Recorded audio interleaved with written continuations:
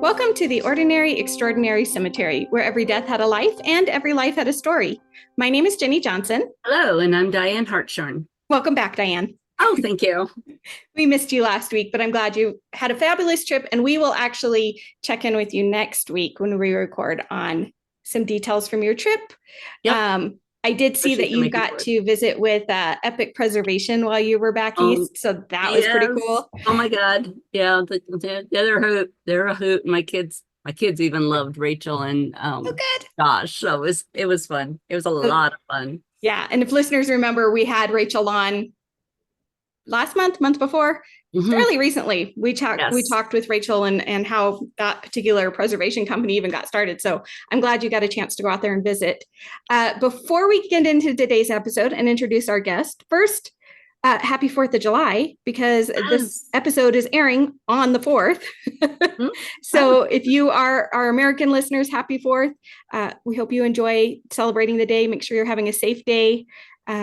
Depending on where you live in the country, firework laws are different, all that kind of stuff. So Have safe, have fun, enjoy celebrating our country's birthday.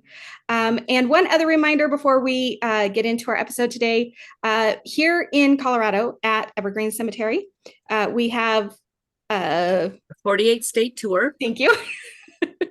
With John Appel and Atlas Preservation. They will be there that Saturday, July 13th at Evergreen Cemetery doing their presentation on preservation, cleaning stones. It's free. It's free. It's free. Anybody in the area is welcome to attend. It's open to all. So if preservation is something you wanted to learn more about and be a little more hands-on with, this is an excellent opportunity to learn some really good, safe techniques for all of that. And even if you're not interested yet and maybe the hands-on portion of it, but you still want to learn, this is a great opportunity. John Appel and his group have been doing this for years. So they have learned a lot of techniques. They practice, all the safe things that we want to happen in our cemeteries when it comes to the preservation work. And sometimes it's just interesting to just watch them do their work, even if, Go ahead, Diane. Sorry. No, I was going to say, because we were also starting at Evergreen Cemetery the Monday before, because I didn't realize until today it went into the news about looking for volunteers. Nice. So it's a perfect time to have this class available. It is free. If you want to find out more information, there is a Facebook event page. All you need to do is put in 48-state tour Evergreen Cemetery, and it should come up. And we have it linked in all our show notes for the last couple of episodes and for this one too. So definitely check it out. If you don't live in Colorado, but you're curious to know where they're going to be in the other states, that's the other place to look, because with the exception of Hawaii and Alaska, they are in every state this summer. So give them a check if you are wanting to learn more about preservation and do a little hands-on work and get ready to do your own cemeteries that way, wherever you're at.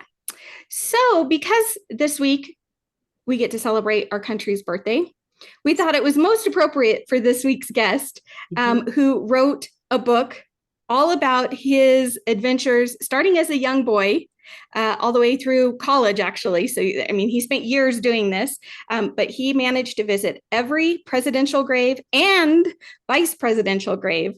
And so his book is called The Presidential Grave Hunter, One Kid's Quest to Visit the Tombs of Every President and Vice President. So we would like to welcome to the show today, Kurt Deion. So welcome, Kurt. Well, thank you for having me, Jennie and Dianne. I was actually very excited when you emailed us. We've been following you on Instagram for a while. And so I knew about your book, and you were actually on my list of people to contact to have on the show at some point. And then it was just perfect timing when you sent that email. And I was like, you know what? The 4th of July is coming up. This will be a perfect episode because we can talk about the presidents and the vice presidents. That's the part that I think impresses me even more, is that not only did you go to all these presidents, which are obviously important, but you took the time to go to the vice presidents, which I'm going to assume the majority of the Americans don't even know a lot of their names. I'm one of them. I will gladly. There's certain ones I know, but there's other ones I would have to definitely look up. And that was one of my favorite parts about your book, is at the very beginning, you have everybody listed, when they served, what party they ran with, all of the things. So I love that you have both the presidents and the vice presidents. Well, what impressed me, I mean, an adult scholar could do a book like this or start a project like this. You were how old when you started this project? Well, it depends on what benchmark you want to use. So technically, I visited my first president, vice presidents when I was 8 years old, but it took a little bit for me to get the full inspiration to take up it as an entire quest. So I was then the old age of 9 when I I'm so when I blown officially away. undertook the quest, with 4 presidents already under my belt, with John Adams pulling double duty as vice president as well. True.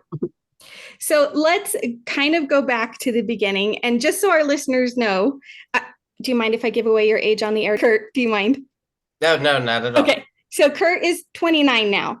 So just to put this in perspective, this started when he was a little boy. But what actually got you interested in presidents to begin with? Because that's not necessarily a topic most little kids are going to be all excited about. But you were already excited about presidents, and you knew a lot about them before you even started visiting their graves. So what led to that part of it for you?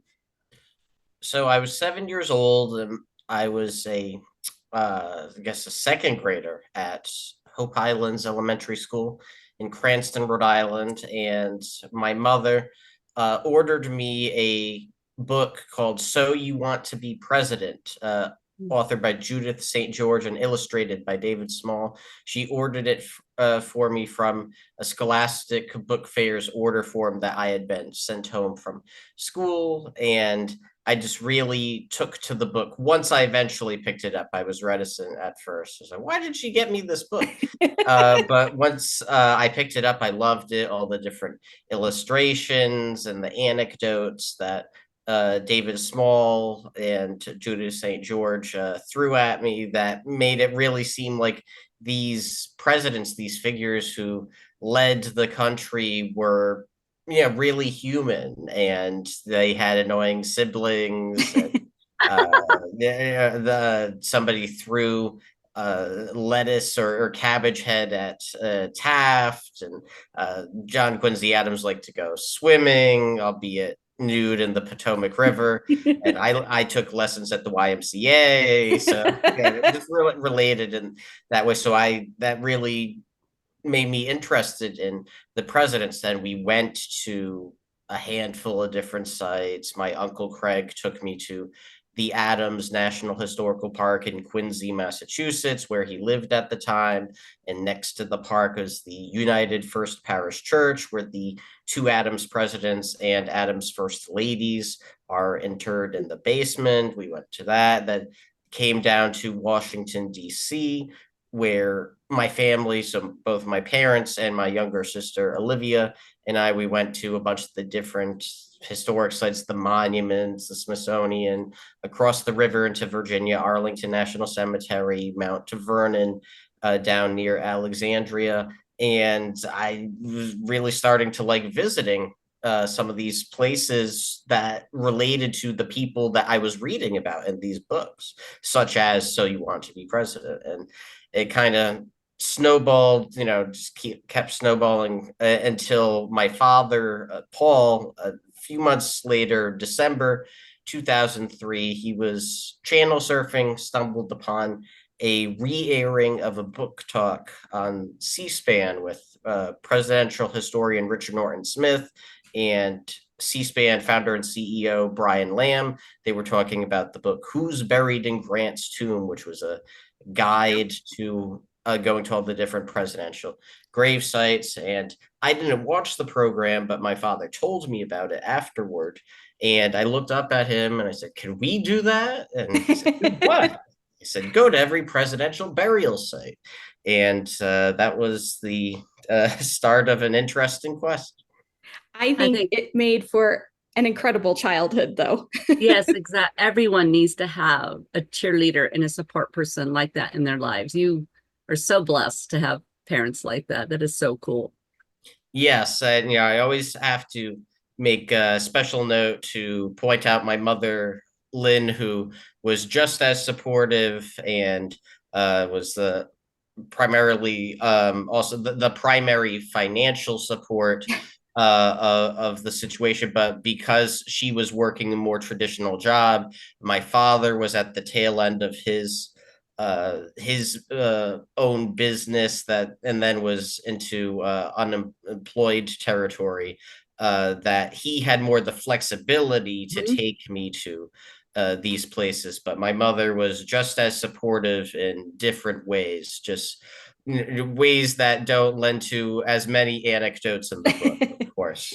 But we have to give her credit for even getting you started in this, because she's the one who got the initial Right. book that spurred on the first part of the interest in the presidents themselves. Oh, absolutely. And I So do what have was another question for you. So, of course, if you visit Kurt's website for the book, there's a trailer on there that you can watch. And part of the trailer, your sister, somebody is asked, I'm assuming it's your mom or maybe it's your dad, asking your sister something about visiting the graves. And she says, I hate the presidents. And of course, she's a little girl at that point. I'm assuming she's all grown up now, too. Has her perspective changed at all since that video? She's softened a little bit, Olivia. Yes, as my father was asking her, there were a couple overlapping instances, or reminiscent of one another. Hey, would you rather be at Disney World or visiting James Buchanan in Lancaster, Pennsylvania? Things like that. But yeah, she was not enthused, but I always point out that my parents did, try to indulge her where they could, and we did do other things like go to Disney World, and they took her to do different things like go play soccer and everything. They did all that, but I had a more unique one that that she didn't really care for, but something that comes across in the book is definitely her love of dogs, and that has grown. I mean, I guess really it's just I guess I shouldn't say grown. It is as equal as it was back then, but now she's old enough to get a dog herself, like she just did this past weekend. oh So, cool. so Oh, well, that's congratulations to her. yes. Shout out to Gouda. She'll Aw. be happy about that. So Gouda the golden retriever. what was your parents' first reaction? Because most people, most parents and friends and families, like, you want to do what? You want to go to cemeteries? Really? They're boring. I'm not boring. They're depressing. They're this. I mean, what was the reaction when you first said, this is what I want to do?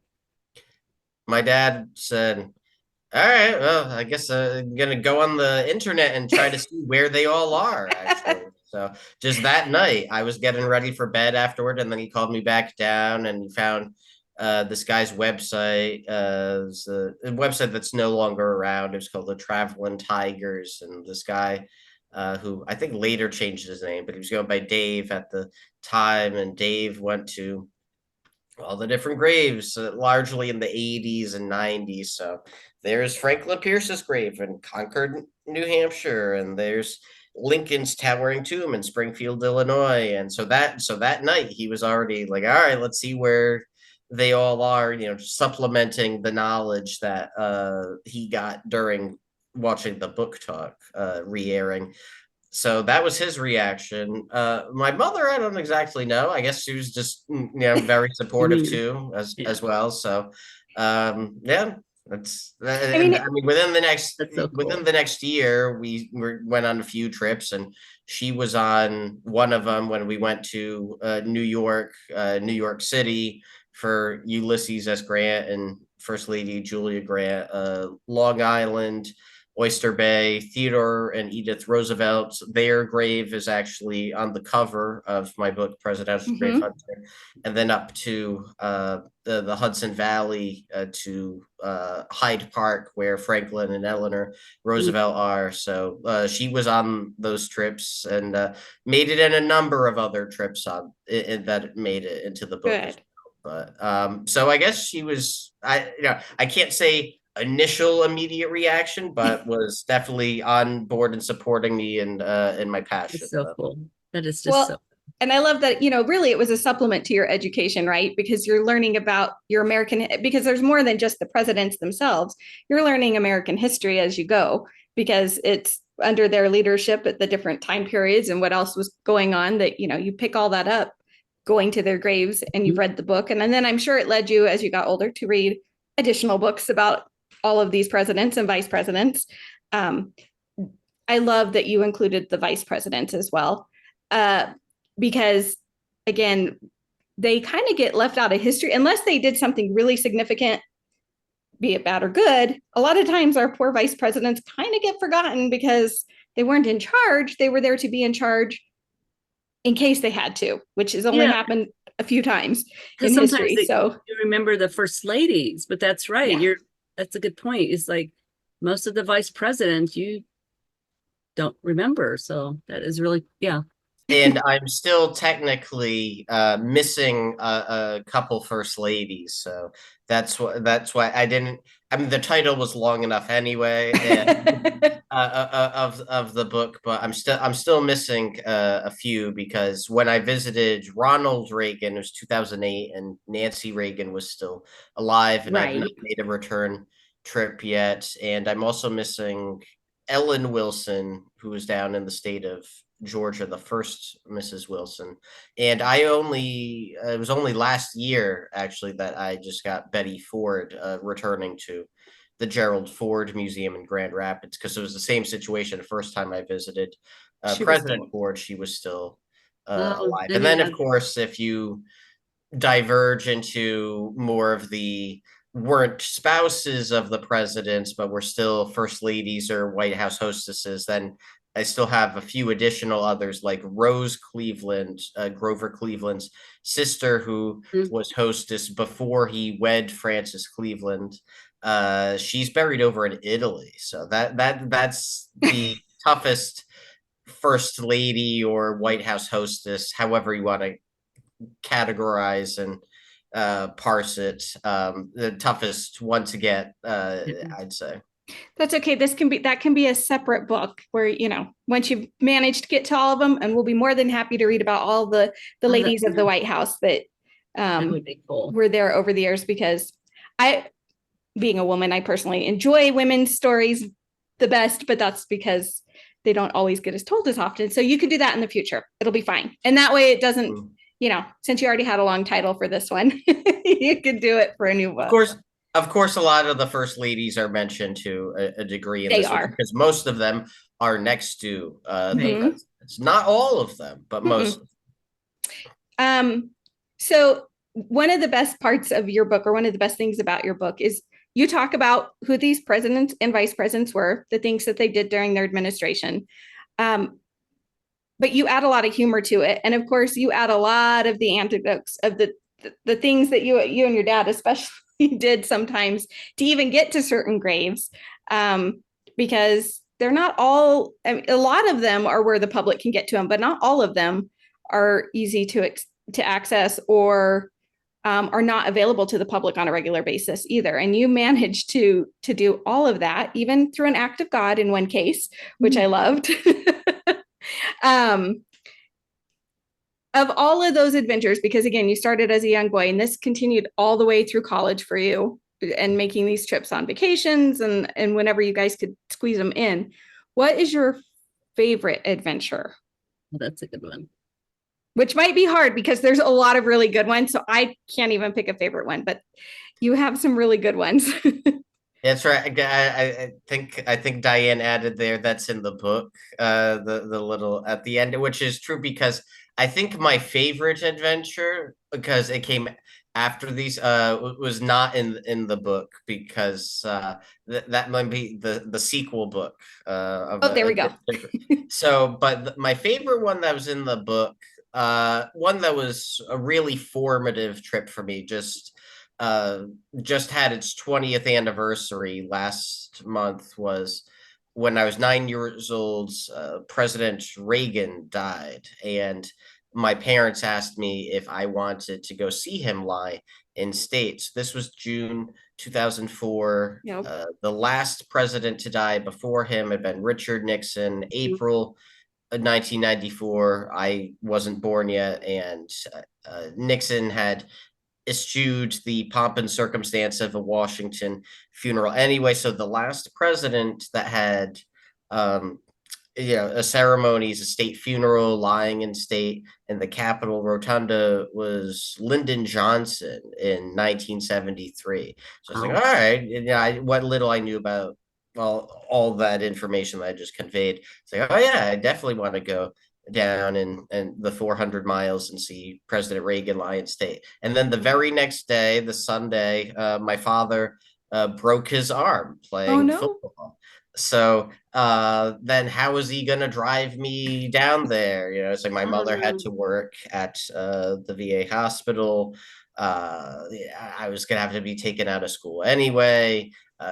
Flights would have been, more expensive and everything. What were we going to do? And the chapter, which is called Rip the Gipper, or RIP, the Gipper, playing off of Reagan's movie-inspired nickname, uh, goes through some of the tumults that happened and the days. Though it was a will they won't they of traveling and instead, and then we were really not sure if we were gonna go. And then all of a sudden there was an evacuation of the capital. A plane had flown into restricted airspace, and this was, it's tougher to imagine now, but this is just 3 years after the 9/11 9/11. terrorist attacks. So there were a lot of things that still were feeding into in ways that were kind of curious. Like I talk about in a later chapter, like there was no photography allowed in Grant's tomb, and they were specifically citing 9/11. It's like, okay, people are going to want to bomb the bodies of Julia and Yeah. Ulysses Grant. Okay. But anyway, so but a plane, and so close to the Pentagon, where Right. there was indeed a tragedy, 9/11 related. So the plane is in restricted airspace. There's an evacuation. Turned out it was just there had been a radar malfunction or something with the governor of Kentucky's plane. He was coming, to land at was now Reagan Airport, Right. to pay his respects. I'm sure to visit President Reagan, and instead it caused hours of confusion, I believe, and it was called off. And then I went to school the next day, all sad, and I went to recess. Came back in. I was told, Kurt, you have to go down to the main office. And then I go down the hallways of my elementary school. At this point, I'd switched elementary schools, Orchard Farms, and all of a sudden I get down there, and there's my father and his cast up past his elbow. He's like, "We're going to DC," so he had already packed me clothes and everything, and so he picked me up, and we just drove. It's pretty much exactly 400 miles from Orchard Farms Elementary School in Cranston down to the hotel we stayed at on Connecticut Avenue Northwest in DC. 8-hour drive. Had a little bit of a 2-hour break. So it was a drive 11 in the morning to 7 at night, 2-hour break, got in line at 9 p.m.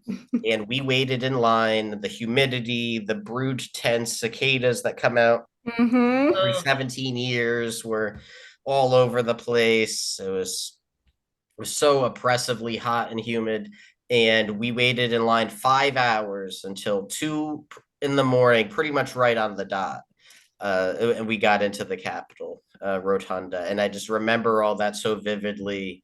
And then on that same trip, I got a few additional presidents, William Howard Taft, who I'd skipped on my first trip to Arlington the previous year. So got him and Mrs. Helen Taft, got Edith and Woodrow Wilson at the National Cathedral.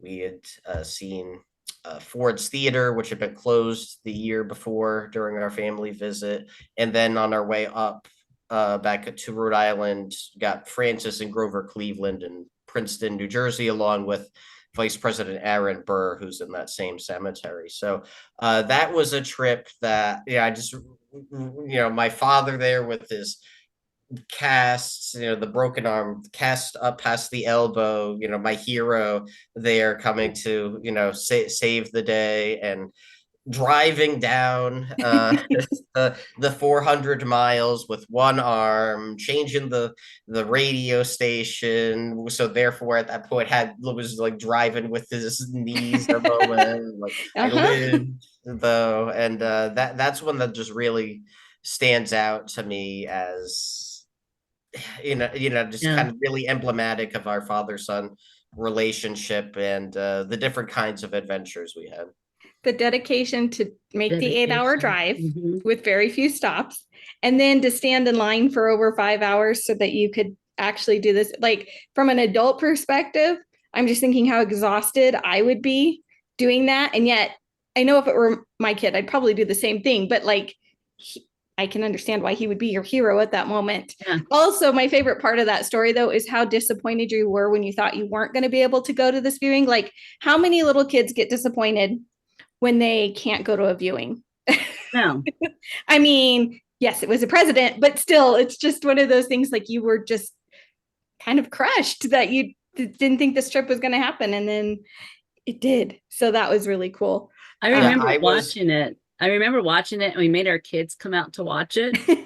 I mean, it doesn't compare to what you, but No, being it's there like would be way cooler. it's like my husband says, like how long is it going to be? And thank God it's been a while since you to get a chance to see this, and then because it was the whole thing with Reagan was beautiful, but to actually be there, especially under the circumstances, to be there is just, I can't even fathom it. And just, I mean, it's just so wonderful. Although I do feel bad for the pilot of the Kentucky governor's plane because I'm sure Thank, he was so embarrassed when all of that went down. thank God he didn't get shot down. I mean, there's that, and I don't know the pilot's name, but believe me, I knew Kentucky Governor Ernie Fletcher's name. He was my enemy there, wow. very for about a good day or so.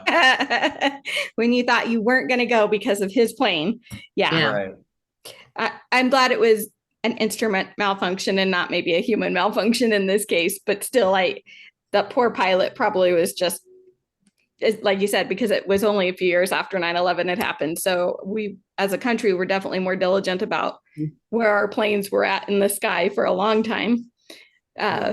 You you are so eloquent in your book with the way you describe each and every one of these visits, and you talk about some other things that you did in addition sometimes to going to the graves. Like it wasn't like you just went and did those grave visits. You guys did a lot of other things on your trips, and you would squeeze in a lot of stuff to do.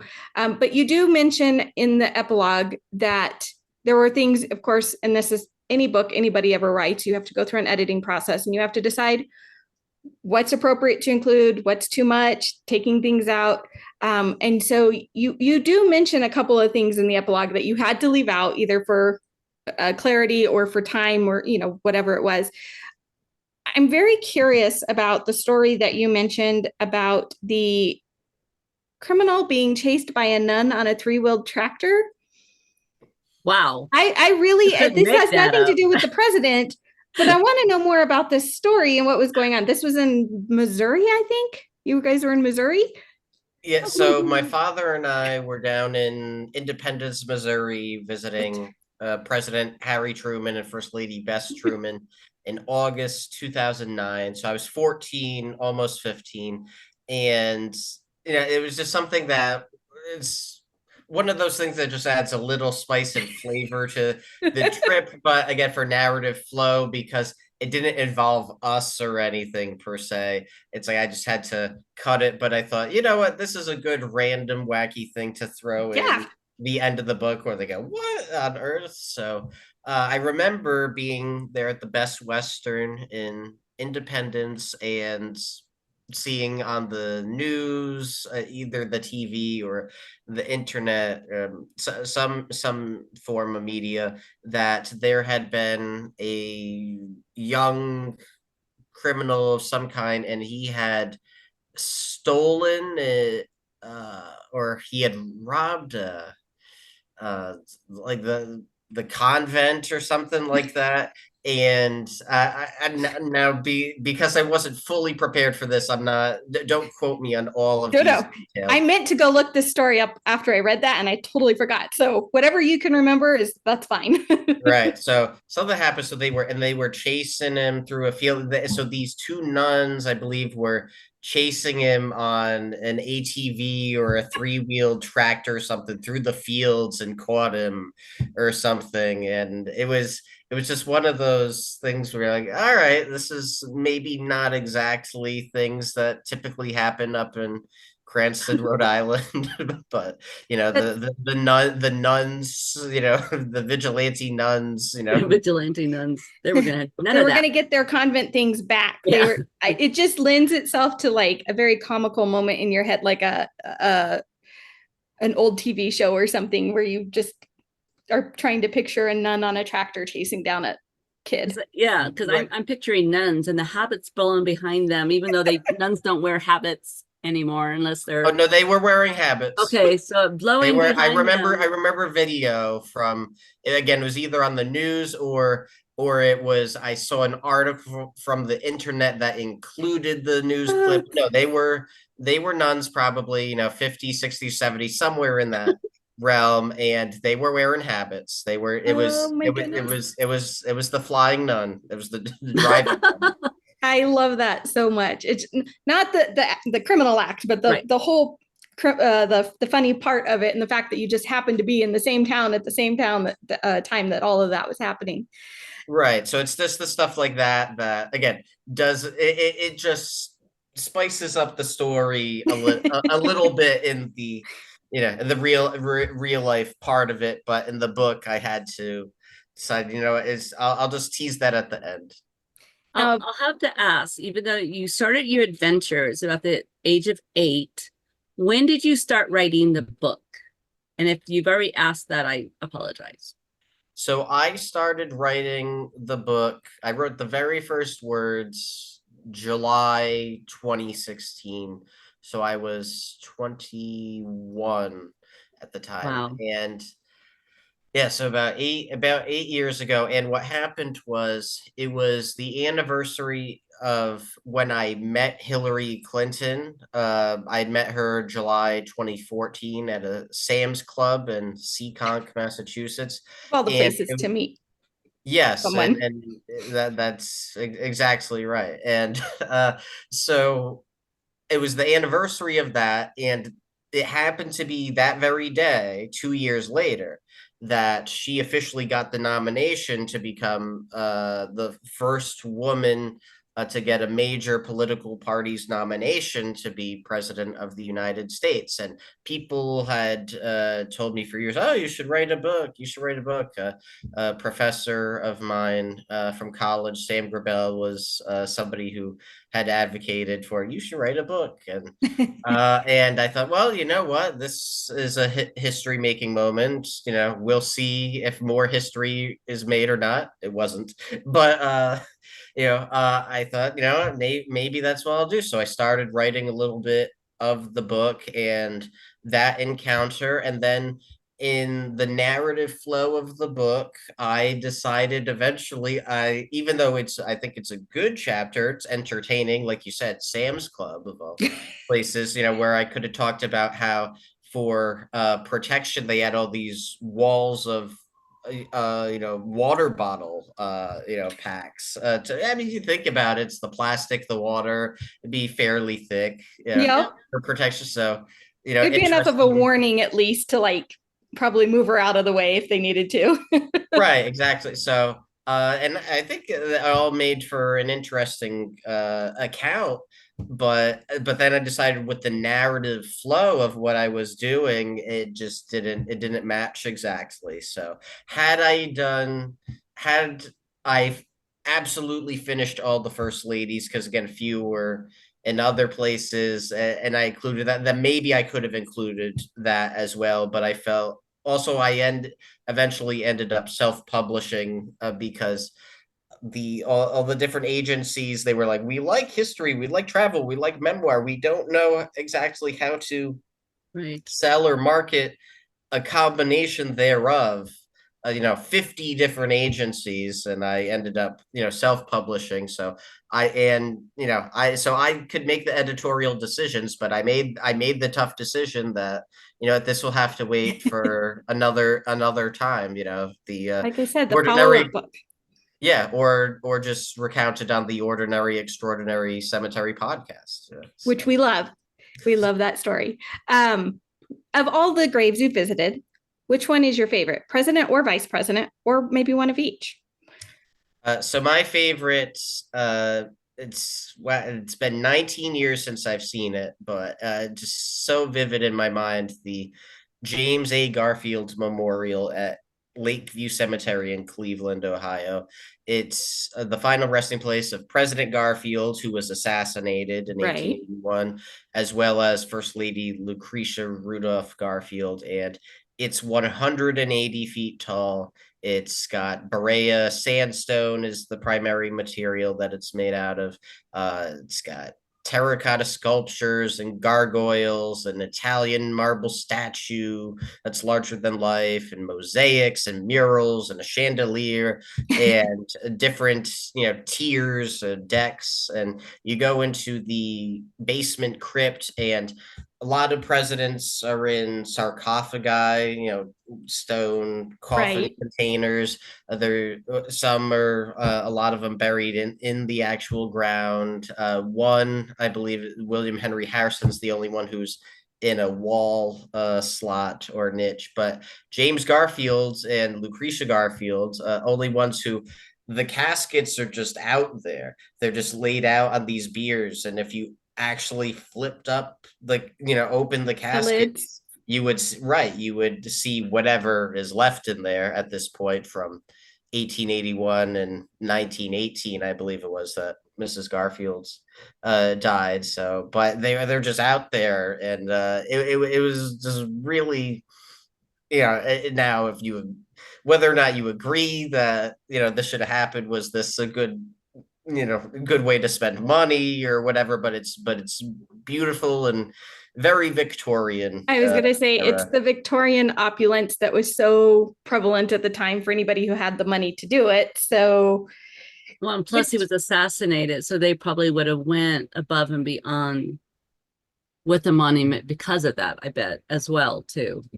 Right. Yeah. If the assassinated presidents, Lincoln, Garfield's, McKinley, Kennedy, they all have really standout graves. That's the thing, is technically Kennedy's the most probably memorable of all the presidential grave sites because of just its location, the eternal flame, everything. But of the 4 assassinated presidents, it's technically the most subdued of all of them. So the others all have Lincoln, McKinley, Garfield, these grand, elaborate tombs. Well, it's interesting too, but maybe because it was the 60s when Kennedy died, so we were, that mid-century modern, much more simple in design, Oh, right, of course. Across the board, things were designed differently. But yeah, I think that's interesting because, it's not like the Kennedys couldn't have afforded something more elaborate. They just chose not to go that direction. Right, but it's still, I'm not saying it's not elaborate. It's just, oh no, it would be powerful to visit. Right. It's again, just compared to the other ones, because of the eras that they're in, right, height wise and everything, it's more subdued, but it's elaborate in its own way. Oh, I'm sure. And it would be, again, that moment to visit, a president who had a big impact on the country at the time that he was in office. So not that they all had an impact. I'm just saying some seem to have a little bit bigger impact than others. So some of them we don't hear much about once they're gone and out of office. We just know they were there, and when their terms happened, and then we moved on to the next one. So right, Garfield was president only 6 months. Right. And 2.5 months of that, he was just laying there dying. So yeah, his heart may have been in the right place. It just didn't work out for him health wise. No, I think had he lived, I think he would have been, I you never know. You can't say great, but I think he would have been a good, solid president. I Mhm. believe. He didn't really, like you said, being only there 6 months, he didn't have an opportunity to do a whole lot before he died. And so Right.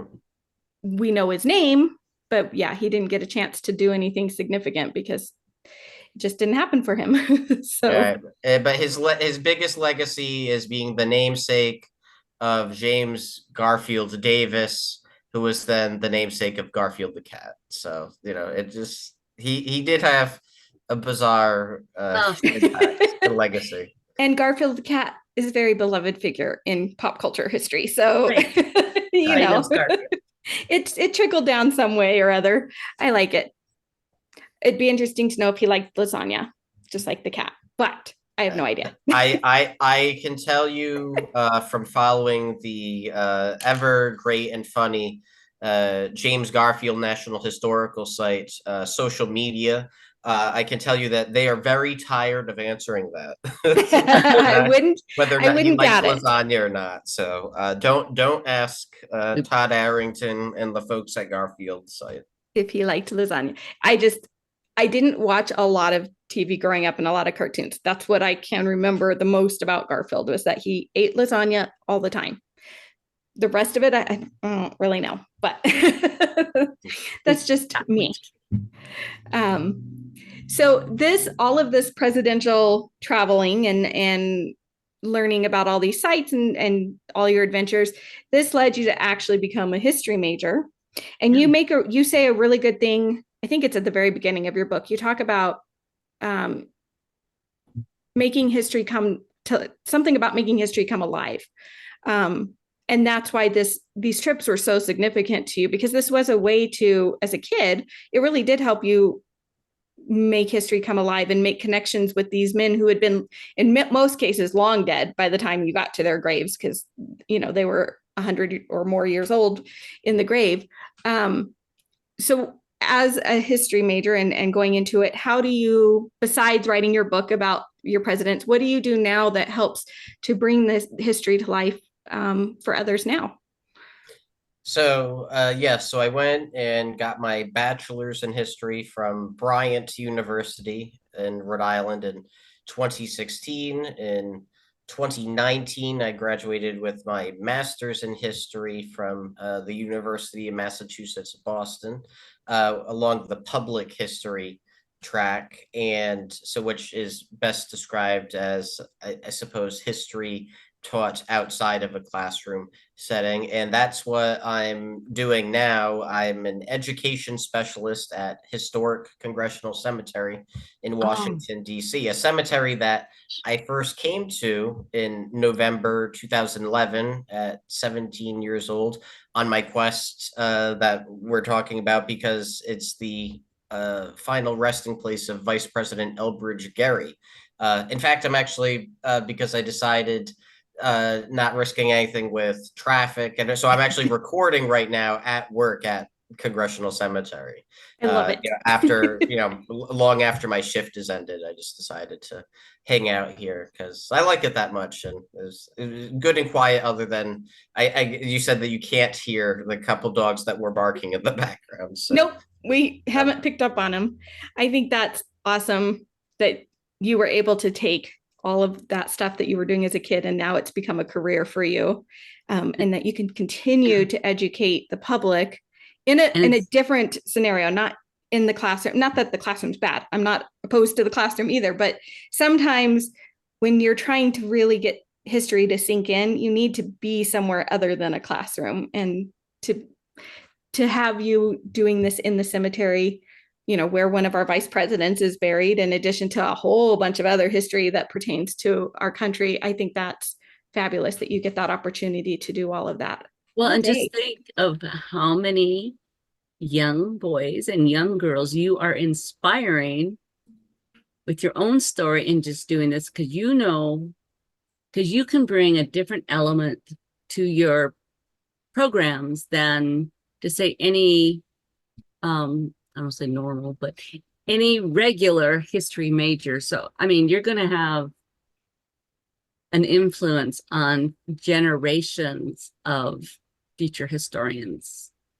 Oh yeah, that's very kind of you to say, and I hope that my, again, as I say in the book too, my interest was really the presidents and vice presidents. Of course, as I've gotten older, I've expanded my horizons a bit, even though that still remains my bread and butter. But now at this point, I've been to the graves of about 2,300 different historical figures and pop culture figures in my now 21 years of doing this. And but what I tell people in the book is that you don't have to be interested in the presidents or vice presidents. If you're interested in civil rights history, or the history of hip hop, or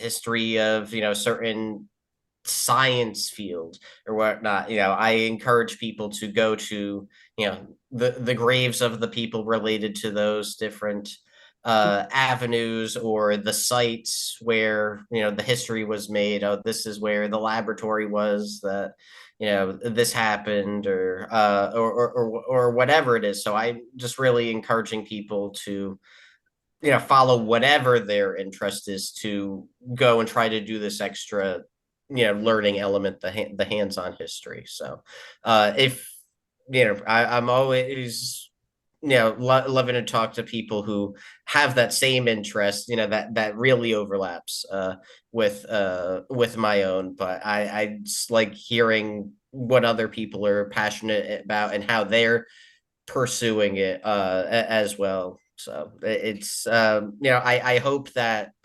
anybody who reads the book will take that route, even if it's not president related.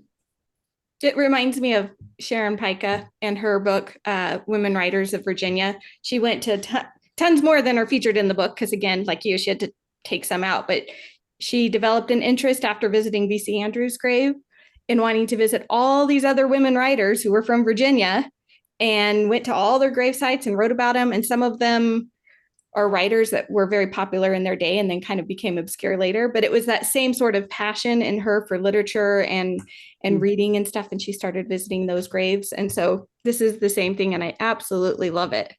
That's interesting. So it's funny that you bring up VC Andrews, because a month ago I had no idea who VC Andrews was whatsoever.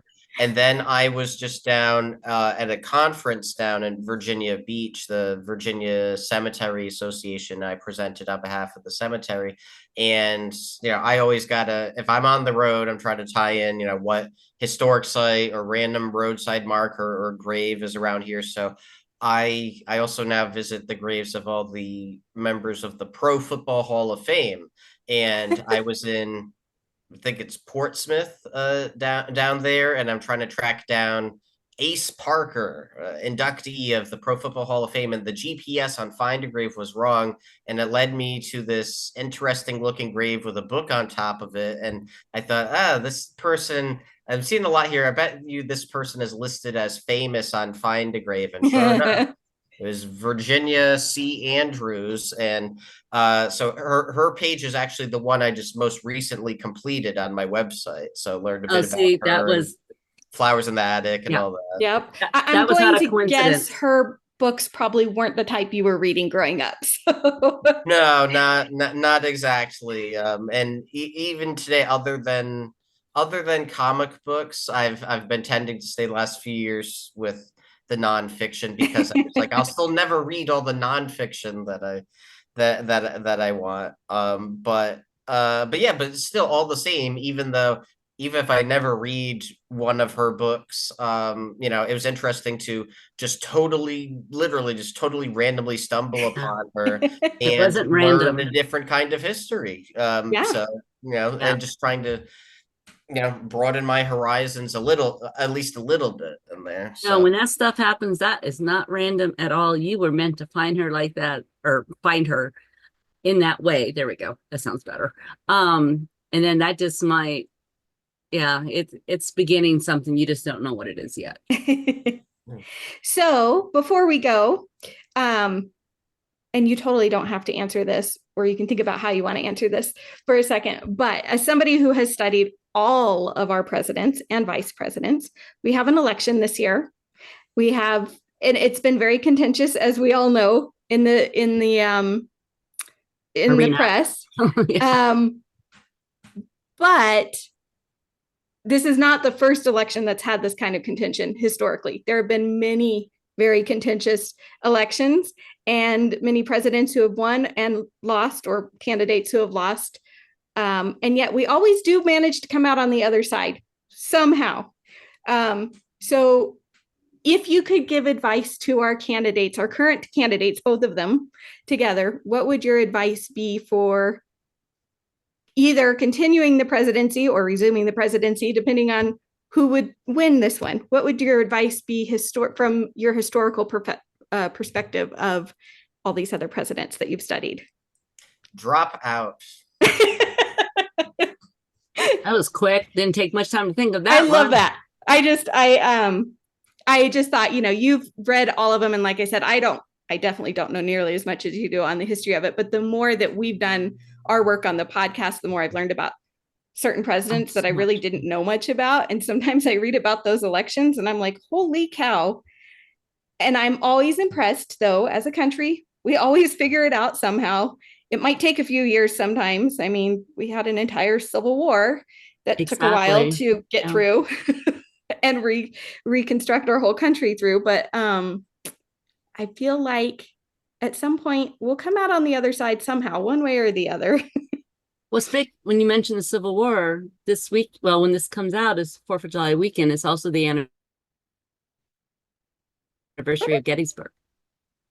Oh, it is, yeah. That's right, July 3rd. Yeah. All that. Yeah, it's historic. We actually, I guess a little bit peek behind the curtain that we're recording this on July 2nd. July 2nd is actually the anniversary of the day that independence itself was voted upon in the Second Continental Congress. July 4th is when the Declaration itself, with the wording, was approved. So this is definitely the first week of July is definitely historic, monumental points in the history of the U.S. One way or the other. So in addition to your advice, I guess, to our current candidates, do you have a favorite president or a favorite presidential quote you want to end with from all your presidents or vice president? It could even be a vice president or one of their quotes too. Well, favorite president, and definitely not, I mean, none of them are perfect, and I can find you things that I, policy-wise or personally that I, disagree with even my favorite, presidents. Of course, FDR, who I'm a big fan of course, have to be against the Japanese internment and Korematsu and Lincoln. It took some convincing and to get to certain places with emancipation and trying to wait some things out. But I'd have to go with Abraham Lincoln as my favorite. I think he despite some things that I wish that he would have been quicker on or different on. I don't know if any historical president holds up better than he does, and his eloquent words and wisdom, and how he had to deal with all the different factions even within his own party. Sumner, Thaddeus Stevens on one side, some of the more conservative members on the other and side, and I think he's really admirable overall. My favorite quote is from a president I don't like, really, overall, and one who I think, given recent Supreme Court rulings, has been in the mind of a few people recently, is President Richard Nixon. And my favorite presidential quote is actually the one that is on his grave, comes from I believe his first inaugural address in January 1969, and is The greatest honor history can bestow is the title of peacemaker. And as I say in the book, unrelatedly, shortly after that, he was approving the secret bombings of Cambodia. Yeah. So there is that, but the quote itself, I like. Is very good. And maybe our current candidates can keep that in mind. Godspeed, John Glenn. Thank you so much, Kurt. It's been so delightful talking to you. Amazing. Folks, again, the name of Kurt's book, or the title of the book, is Presidential Grave Hunter, When Kids Quest to Visit the Tombs of Every President and Vice President. I will link your website in our show notes, which you have links then to being able to purchase the books. You can purchase them on Amazon and through Barnes & Noble. You can get... And through presidentialgravehunter.com. Yes. Okay. And there's even a thing on your website where you can request an autographed part of the book. So if you want to do that, there's a special thing you can fill out, and Kurt will send you a nice autographed copy of his book. But definitely check it out. It's well worth the read. It's a lot of fun to learn things about, again, especially the vice presidents. I think that's the part I was enjoying more than the presidents, because I just don't know them as well. So being able to read about them, and also some of the stuff you included about the first ladies too, is great. So check it out. It's a great way to celebrate our birthday as a nation this month, is by reading these and maybe putting some things into perspective with an upcoming election. So again, Kurt, thank you so much for joining us today. This was fascinating. Thank you so much. Now, Jennie and Dianne, thank you for having me. We thank you for taking time to join us today for this ordinary, extraordinary chat. To learn more about today's discussion, please visit our website, theordinaryextraordinarycemetery.com, where you will find additional links in our show notes. And if you're watching us on YouTube, be sure to give us a like and subscribe to our channel, The Ordinary Extraordinary Cemetery Podcast. This really makes us more visible to others on YouTube who may also enjoy our podcast. And please don't forget to visit us on social media, where we share all kinds of cemetery photos, quotes, tidbits, and more. We are on Facebook and Instagram at Ordinary Extraordinary Cemetery, and on X at OrdExtraCem. So OrdExtraCem. If you enjoyed this or any of our episodes, please consider leaving a 5-star review and a comment on Apple's podcast, Spotify, or directly on our website. You can also leave those same comments on YouTube. Your positive reviews and enthusiasm for our show help others who love cemeteries and history to discover us and all of our ordinary, extraordinary stories. And if you're feeling extra generous and want to help support the podcast in a financial way, you can now buy Dianne and I a cup of coffee, either through YouTube or on our website. Simply click on the coffee cup icon and it will allow you to make a donation. Until we meet again.